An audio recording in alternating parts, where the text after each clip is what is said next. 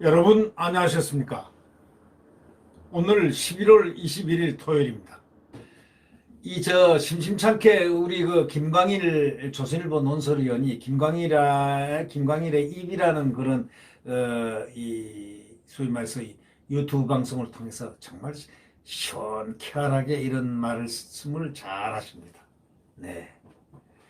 이 신통방통 과거에 거기 앵커로서 저도 거기 여러 번 출연해 봤지만 이 아주 그 번뜩이는 그 예지와 번뜩이는 어떤 시사에 대한 날카로운 판정, 판단, 예견 뭐 이런 것이 모두 합쳐져서 그 예지를 바라는 그 글 속에는 무서운 칼이 들어 있습니다.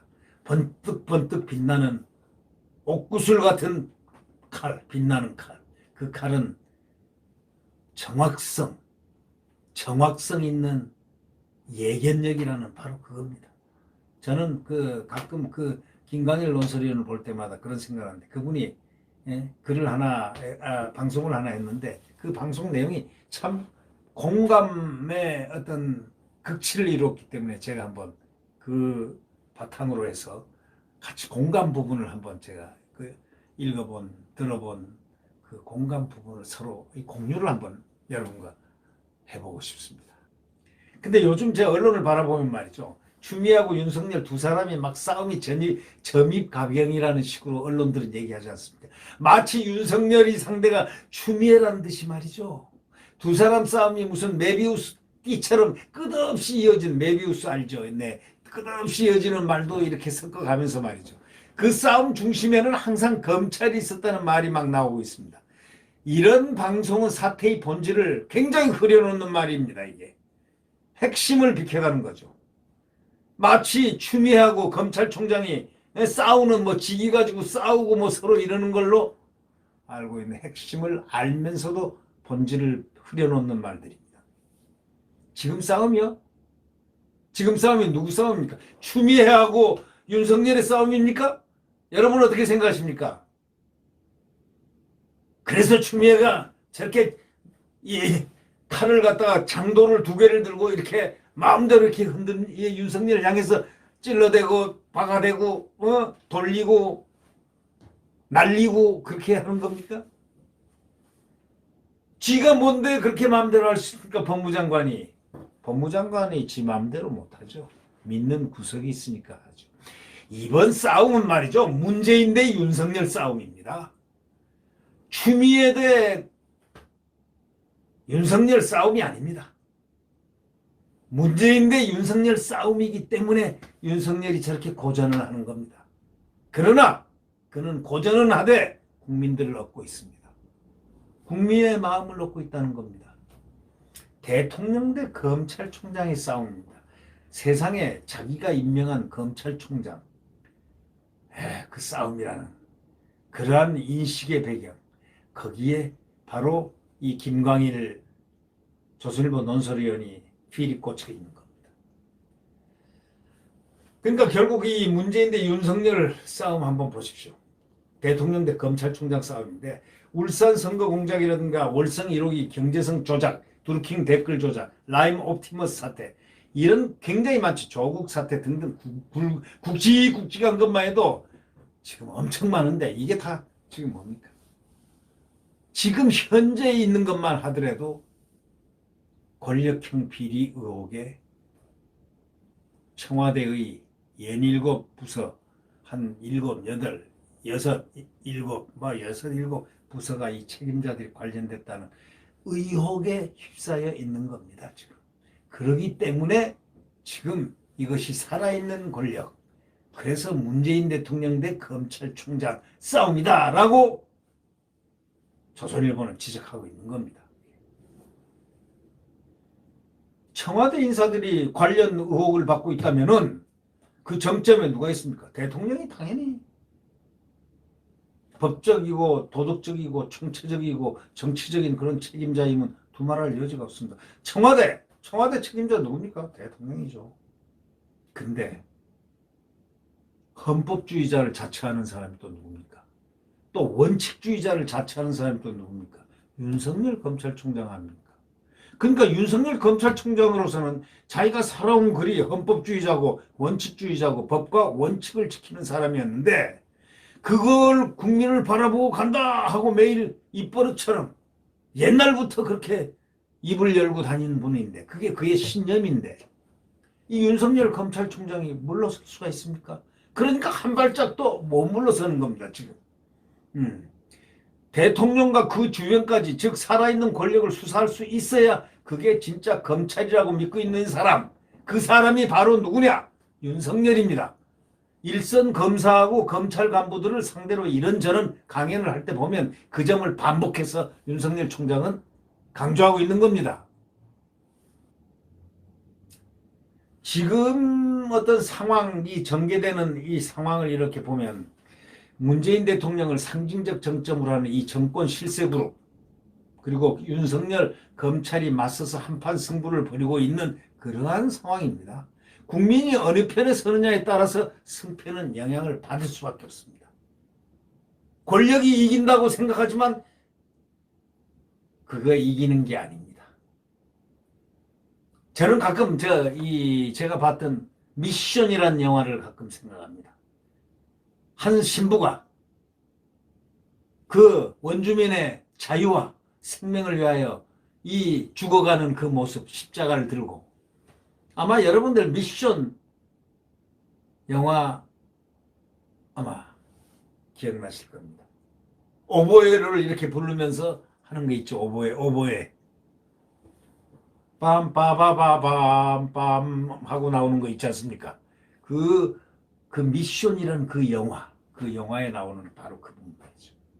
그때 그 사제가 죽습니다. 거기에 원주민들과 같이 포교를 하면서 선교하면서 함께 그들의 생명을 지켜주기 위해서 싸우다가 한 사제가 쓰러집니다. 아르헨티나의 큰 폭포에서 말이죠. 그런데 나중에 추기경이 이런 얘기를 합니다. 그 사실을 쫙 죽고 난 다음에 얘기를 합니다. 그 추기경도 결국은 그 당시에 공격했던 그 군대의 편을 들었지만 저 사제는 원주민의 편을 듣고 그는 죽었습니다. 근데 그가 이 사제의 추기경이 그 신부가 죽었습니다 하고 발표를 합니다. 그러나 정말 정작 죽은 사람은 바로 저이고 영원히 살은 사람은 저 신부입니다. 이러면서 영화가 끝나는 장면인데요. 참 감동 깊은 영화이긴 합니다. 가끔 저는 그 영화를 생각합니다.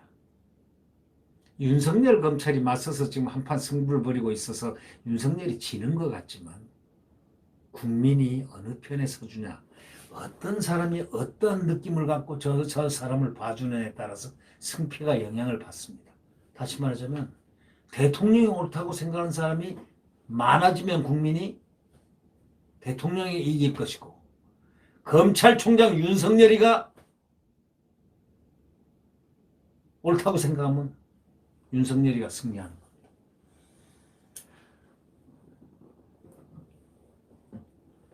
그제 이 법무부에서 그 검찰총장에 대한 대면 감찰을 하겠다고 뭐 평검사를 그 전날 두 사람이나 보내가지고 정말 검찰총장 평검사한테 참 우롱받고 조롱받고 모욕받는 그러한 사태를 연출을 했지만 그 다음날 으르람장을 놓으면서 대면 검찰을 하겠다던 계획이 일단 취소됐습니다.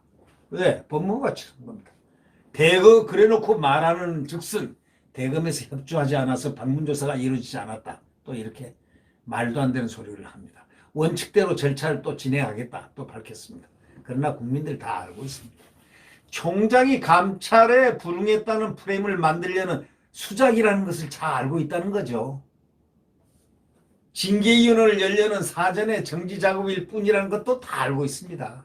7명으로 구성되는 징계위원회는 법무장관이 위원장이고 나머지 사람도 대부분 법무장관이 임명하는 사람으로 구성됩니다.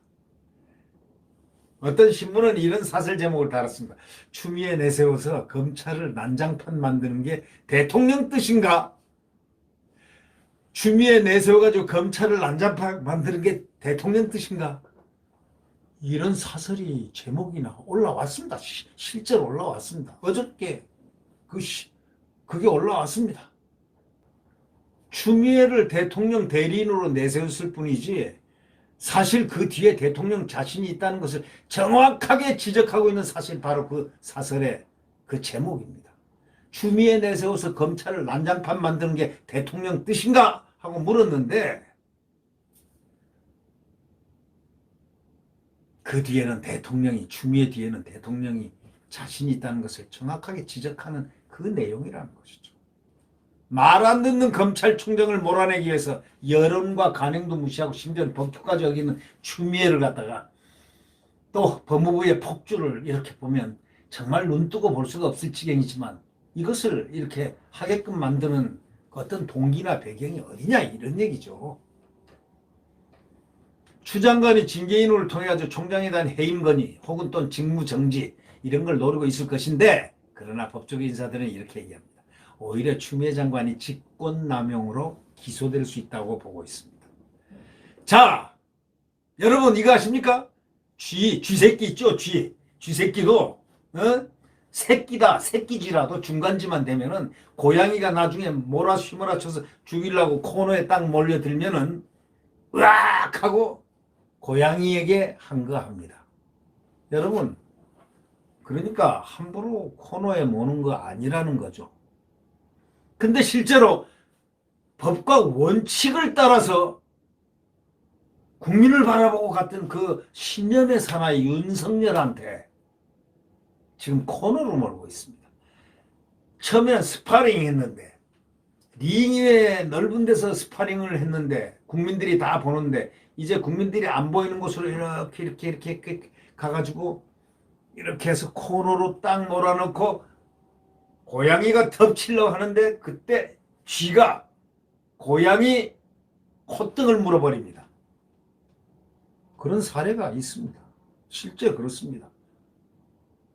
마지막 단계에 그냥 먹히는 동물이 짐승이 있습니까? 하물며 영장류인 인간, 하물며 정당성을 갖고 있는 윤석열 입장에서는 어떠하겠느냐 하는 것이 저의 생각입니다. 바로 그것이 지금 현란하게 펼쳐질 그러한 예측을 지금 하게 한다 이런 얘기죠. 추 장관이 윤석열 총장실에 대면 감찰하겠다고 하면은 윤 총장은 법무장관에 대한 수색영장을 발부받아 가지고 장관실을 압수수색하겠다고 나설 수도 있습니다. 압수수색하겠다는데 수색영장 받아서 총장실에서 대면 감찰을 하겠다고 한다면 만약에 추 장관이 윤석열 총장실에 대면 감찰을 하겠다 하고 고집을 부린다면 윤 총장은 법무부 장관에 대한 수색영장을 발부받아 장관실을 압수수색하겠다고 나설 수 있다는 얘기입니다. 그리고 총장의 직무정지냐 장관의 직권남용이냐 이렇게 단순화시켜서 볼 수도 있다는 그런 여백을 법조계 인사들이 얘기를 하고 있다는 이런 얘기입니다. 그럼 아까 저 신문사설 그 제목 얘기했지 않습니까? 그 신문사설 보면서 유례가 없는 그 신문사설에 이런 얘기가 나옵니다. 유례가 없는 총장 감찰 추진 의도가 윤석열 총장을 몰아내야 임기 말과 퇴임 후에 안위가 보장된다는 청와대 여권의 판단 때문임을 국민은 다 안다라고 그 신문사설이 얘기를 기사화한 바 있습니다. 그게 어제 사설로 제가 기억을 하고 있습니다. 그런데 퇴임 후의 안위에 대해서는 최근에 그 이낙연 민주당 대표가 이런 말을 했다는 것입니다. 이 대표가 지난 화요일 서울 프레스센터에서 관훈클럽에서 열린 관훈 토론회에 있었지 않습니까? 이 프레스센터에서 열린 거기서 말을 몇 마디 상당히 많이 했죠. 제가 청와대 밖에서 일하는 사람 치고는 대통령을 자주 보는 사람일 텐데 문 대통령이 그 퇴임 이후를 고민하거나 개헌안을 낼 가능성이 있다고 생각하지는 않는다. 물론 저 양명특 개인적으로는 이낙연을 과거에는 많이 믿었습니다. 저분 말은 묵직하다 했는데 지금 전혀 안 믿습니다. 저는 그분 또한 친문보다 더 친문을 향하는 해바라기가 돼 있다고 저는 느끼고 있기 때문입니다.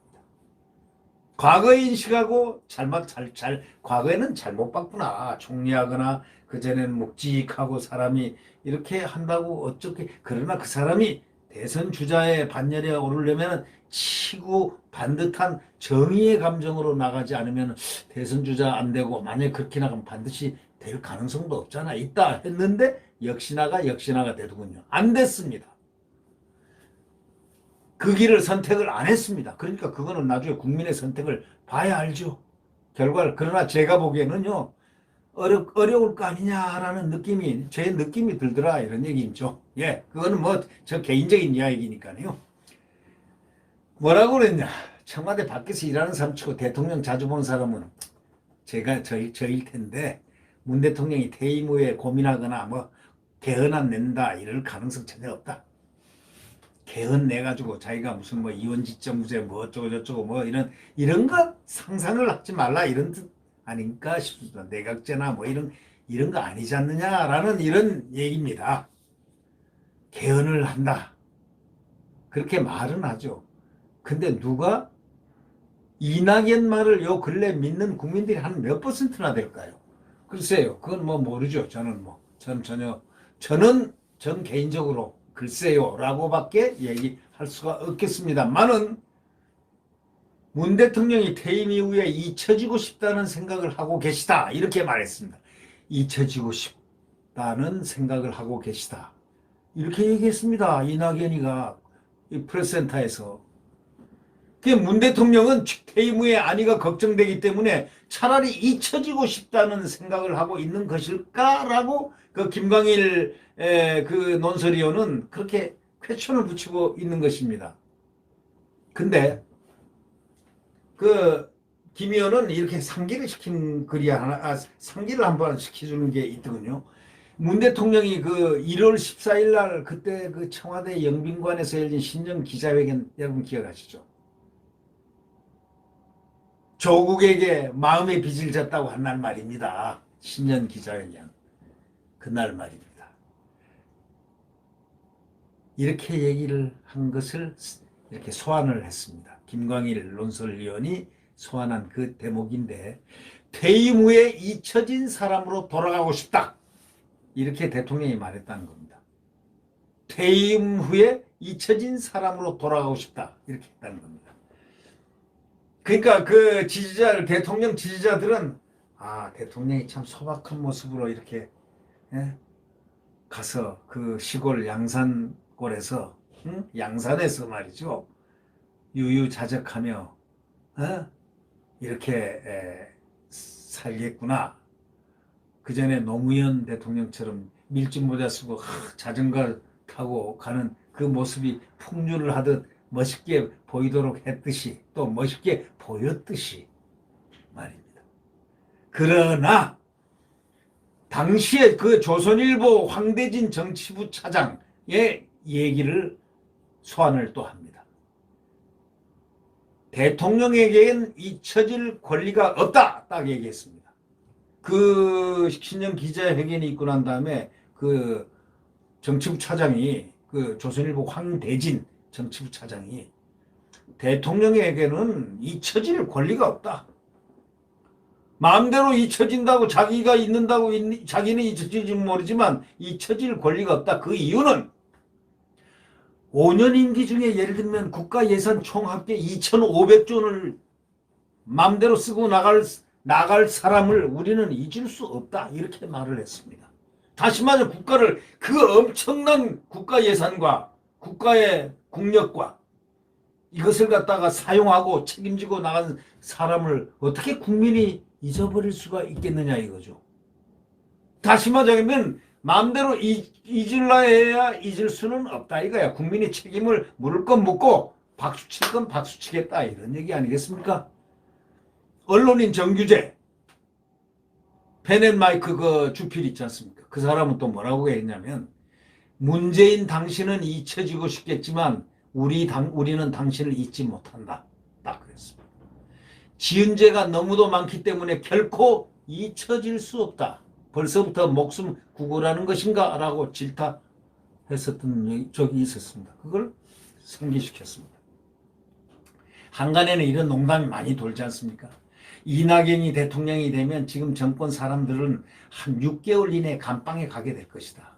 우리 이거 한번 상기를 해보죠. 이건 뭐 제 얘기인데요.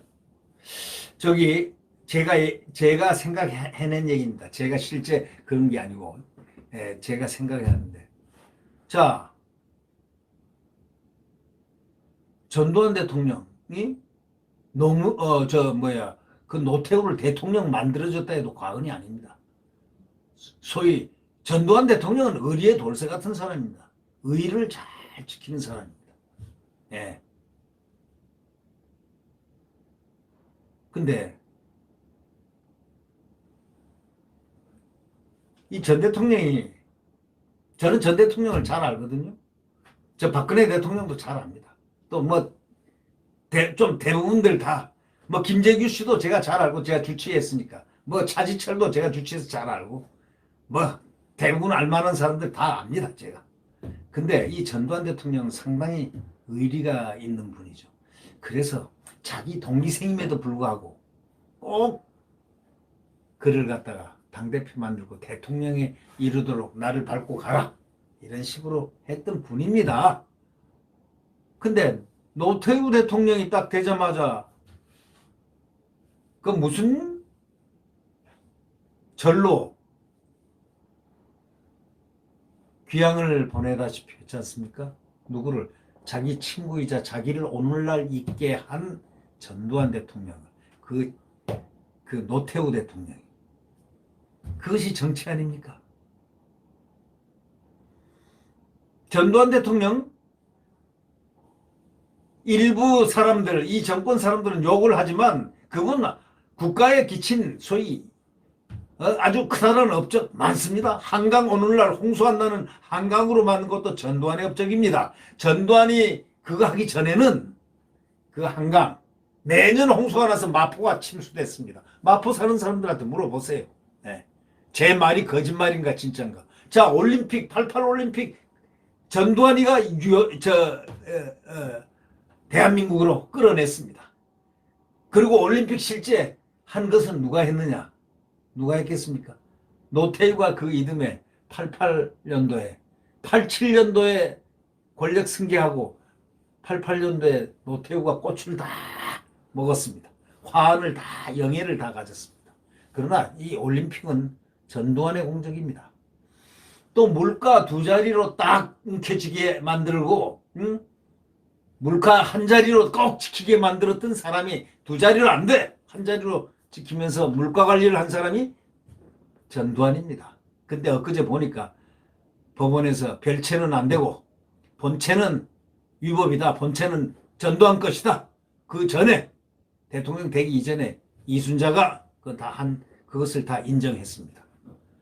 그래도 사법부는 양식이 살아있더군요. 네. 최종적으로. 왜 그건 뭐 뻔한 등기부 보면 이 눈에 띄게 나오는 건데 그걸 어떡합니까? 그때 연희동에 집이 있었습니다, 원래. 네. 그런데 제가 뭘 말하다가 이렇게 갔느냐. 전두환을 칭찬하기 위해서가 아니고 전두환은 실로 대한민국에 공적이 많았어요. 왜? 박정희 대통령이 이렇게 해놓은 대한민국을 건국한 이승만 이후에 박정희 대통령이 산업화를 시켜가지고 성장 동력을 완전히 만들어 놓은 것을 그걸 지킬 수 있는 바로 88 올림픽이라든가 대한민국의 이 한강이라든가 또는 물가라든가 그걸 갖다 유지 발전시키는데 그분의 동력이 동원됐습니다. 이 사실을 알면서도 지금 전두환 대통령을 뭐 광주로 와서 뭐 조사받아라 뭐 어래라 하는데 역사는 수레바퀴 너무 지나치지 않느냐. 지금 고령인데 저는 구비구비마다 저는 혼자 외쳤습니다. 제가 전두환 한번 뭐 방송에서 뭐 이렇게 옹호를 하고 나면은 또 벌떼처럼 나한테 뭐 이상하게 해야 되는데 저 그 양반 한 번도 찾아간 적 없어요. 끝나고. 네. 그분 저 잘 알고 그분 잘 압니다.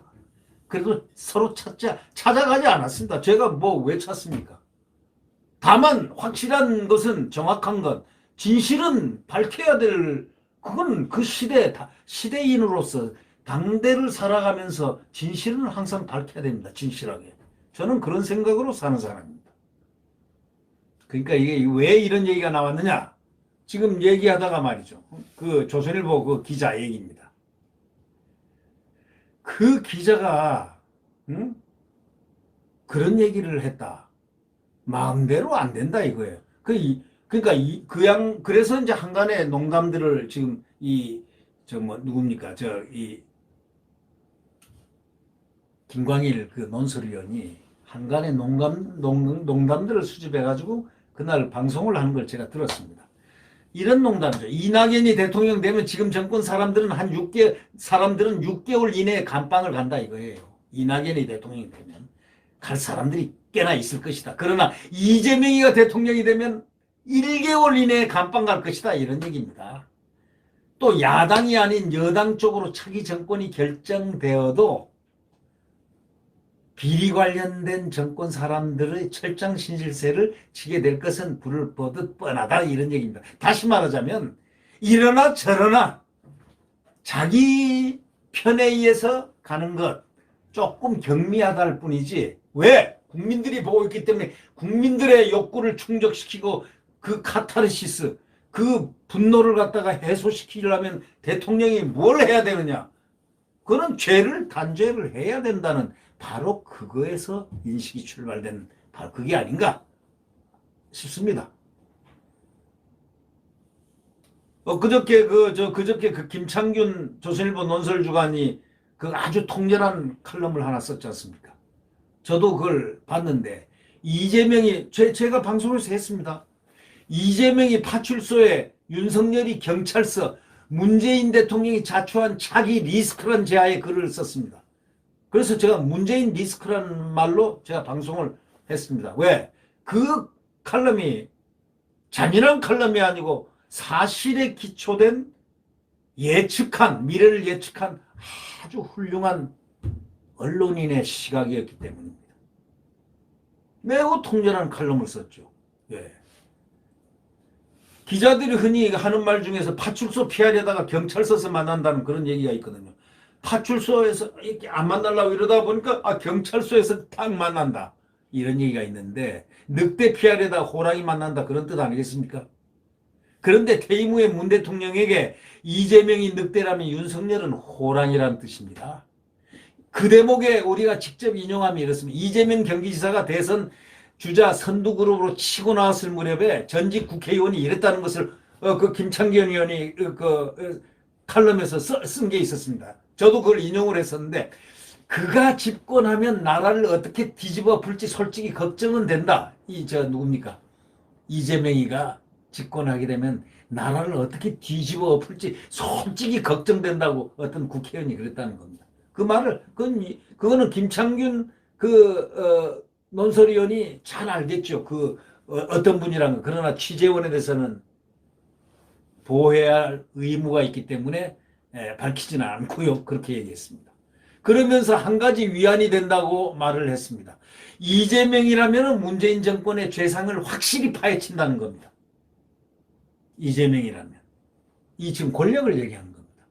윤석열을 또 분석한 대목은 또 이렇습니다. 며칠 전에 윤석열 검찰총장이 대선주자 1위로 탁 나온 여론조사가 발표된 날 저녁에 비슷한 자리에서 또 그 얘기를 들었다는 겁니다. 김광일 논설위원이 들은 얘기가 뭐냐면 평생 범죄하고 씨름해온 사람에게 국가 운명을 맡긴다는 건 좀 이렇지만은 그래도 그가 대통령이 되면은 문정권이 덮고 지나가려는 범죄들을 제대로 손을 볼 거다. 왜? 상상만 해도 시원하고 후련하다. 이랬다는 겁니다. 여러분 어떻습니까? 문정권이 권력비리 수사를 막기 위해서 대통령이 배후 조종한 추미애 인형극이 국민 정서를 거르지 않았다면 현역 검찰총장이 대선주자 선두권에 부상한 일이 있었겠습니까? 없었겠습니까? 없었습니다.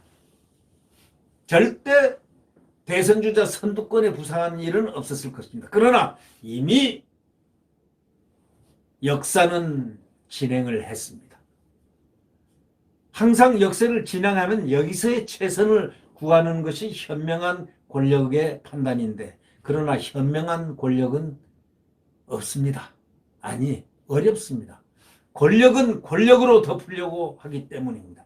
여기서 이제 대통령이 배후 조종한 추미애 인형극이다라는 지적이 통렬하게 나온다는 바로 그 점을 김강일 그 논설위원이 그 글 속에 그 방송 속에서 그런 얘기를 했습니다. 지금 국민들은 문정권의 경제정책이라든가 또는 부동산 정책, 기업 정책, 탈원전 정책 뭐 이런 거 있죠. 뭐 3법, 경제 3법 저거요? 오죽하면 코드 대법원 김명수 법원에서 이거 안 됩니다 하고 법원 저기 입법부에다가 넘겼겠어요. 이거 문제가 있습니다. 법원 행정처장이 보냈잖아. 자기 코드들입니다. 코드 법원이. 김명수가 우리법 연구에 이거 아닙니까? 코드 아닙니까? 코드. 에? 그런데도 딱 그래서 저는 이렇게 생각했습니다. 역시 사법부는 사법부다. 저 사법부를 총과 칼과 권력으로 누를 수는 없다. 대한민국 사법부는 그래도 70몇 년간의 역사 속에서 깊은 대한민국을 지켜온 하나의 능선인데 어떻게 기업 경제 3법 완전히 이거는 사회주의의 바로 문 앞에 딱 서 있는 그런 이상한 3법, 김종인까지 3법에 동의한 사람, 국민의힘, 이런 3법까지 사법부에서 제동을 거는 걸 보고 그나마 가슴을 쓸어내렸습니다. 다행이다. 그래도. 근데 김종인 보십시오. 이 국민의힘 김종인, 그 김종인을 내치지 않고서는 국민의힘은 아니다. 이런 얘기입니다. 주호영과 둘이는 날아가야 되는 거예요. 새로운 국민의힘이 지도부에서 나와야 되는 거예요. 아니 그리고 공공의대 의사들이 그렇게 싫어하고 의학도들이 학생들이 들고 일어나서 국가고시를 못 보면서 했던 소위 공공의대 시민단체들이 추천해가지고 의과대학에 들어간다는 거 세상에 말이 되냐고 방방 뛰었던 그들의 정당성. 예? 그들은 시험도 못 본, 의사 시험도 못 본 그러한 형국을 맞았는데 이걸 갖다가 공공의대가 어쩌고 저쩌고 좋다고 한 그 김종인이 그게 이중대 아니고 삼중대 아니고 아니면 사꿀 아니면 그게 뭡니까 그게? 예? 그래요. 이런 탈원전 정책이라든가 이런 걸 시급히 제자리로 돌려놓으려는 차기 대통령이 필요하다고 국민들은 보고 있는 겁니다. 문정권을 그러니까 아까 앞에 얘기했던 그 앞서 얘기했던 분들은 문정권을 혼내줄 수 있는 사람이 더 기다리고 있다는 뜻도 됩니다.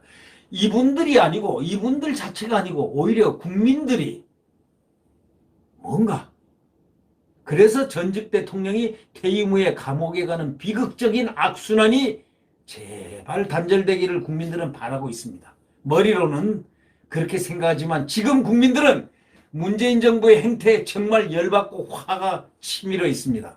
이런 상황에서 갈수록 윤석열 검찰총장을 지지하는 국민은 응원을 할 수밖에 응원가가 국민 입속에서 나오고 있다는 바로 이 사실을 알아야 된다는 거죠.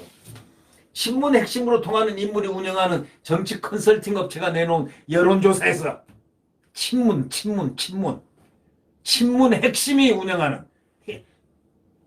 제가 얘기했습니다. 제가 어저께인가 그저께 얘기했는데 그 컨설팅이 그게 누구냐면 전략기획위원장 4.15 총선 때 전략기획위원장을 했던 그 핵심 중에 핵심입니다. 친문 핵심이 운영하는 정치 컨설팅 업체가 내놓은 여론조사에서도요. 윤석열 총장이 차기 대선의 선두주자로 확실하게 자리 잡고 있다는 것을 보여준 겁니다. 이근영입니다. 바로 전 민주당 전략기획위원장이 설립한 윈지코리아 컨설팅이 지난 수요일날 차기 여야 대권주자들 1대1 가상대결 조사 결과 발표 다 됐지 않습니까? 저도 했고 방송에서 했고 이낙연 대 윤석열은 42.3% 대 42.5% 윤석열이 콱 눌렀습니다. 얼마나 0.1을 콱 눌렀는데 이재명 대 윤석열은 0.5 차이. 자 이렇다면 지금 그가 원하지 않는 정치라는 거하고 관계가 없는 그 사람인데 그가 딱 어느 날 딱 나갈 경우에 불을 보듯이 뻔하는 거 아니겠습니까? 이게 겁나는 겁니다. 어떻게 죽일까 윤석열을 연구하지 말고 어떻게 정치를 잘할까를 연구하는 것이 그게 명답인데 그걸 할 수 있겠습니까? 바로 그런 얘기들입니다.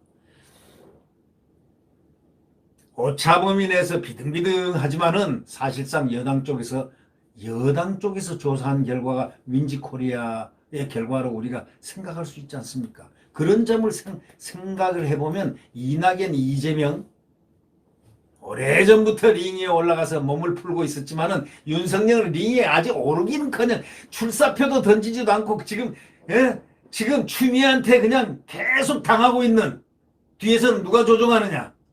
다 짐작은 다 하고 있다 이거예요. 대통령이 침묵하는 것 같지만 그 인형극이라고 인형 하는 건 이거 언론에 다 났지 않습니까? 예. 자, 링에서 몸 풀기는커녕 지금 출사표도 안 되는데 만약에 그가 링에 탁 오르는 순간 어떻게 될까요? 다 스파링 한다고 탁 우통 벗고 입에다가 탁 그거 물고 장치를 끼고 자 복싱으로 이제 나간다고 한번 칩시다. 할 때 어떻게 될지요? 이낙연이 우세하지 지금 현재 당내에서는 우세하지만 외연 확장성에서는 이재명이 지금 앞선다는 뜻인데 그래서 이런 분석 선거판을 만들고 굴려본 경험자가 또 뭔가를 만들어 나가는 게 아니겠느냐 이런 거를 본다면은 지금 여당에서는 이렇게 얘기했지만 그런 상황 속에서 한국일보에는 말이죠. 일면 톱기사로 뭐가 나왔습니까?